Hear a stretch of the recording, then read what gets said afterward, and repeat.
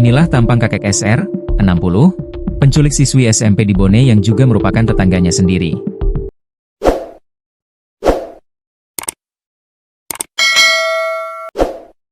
Adapun tampang kakek SR, pria lanjut usia yang nekat menculik siswi SMP karena cintanya ditolak viral. Sebelumnya peristiwa penculikan yang menghebohkan itu terjadi Senin, 14 Juli 2025, saat Na baru pulang sekolah. Ia diseret secara paksa oleh 5 orang pelaku ke dalam mobil, salah satunya adalah SR yang disebut membawa parang. 5 pelaku tersebut yakni SR, 60, petani, Desa Bainang; HJ, 76, pensiunan ASN, Dusun Beku, Desa Pacing; AP, 56, wira swasta, Jalan AP Petarani; Ed, 55, ibu rumah tangga, Jalan AP Petarani; MA, 53, petani, BTN Biru Permai.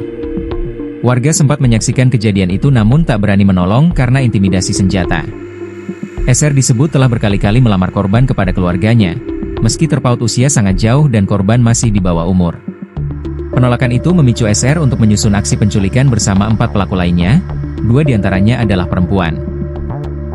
Menurut pengakuan pelaku utama SR, dia suka sama korban dan pernah ditolak oleh keluarganya makanya diculik, ujar Kasat Reskrim Polres Bone, AKP Alvin Aji Kurniawan. Beruntung, korban berhasil diselamatkan dalam waktu kurang dari 4 jam setelah kejadian.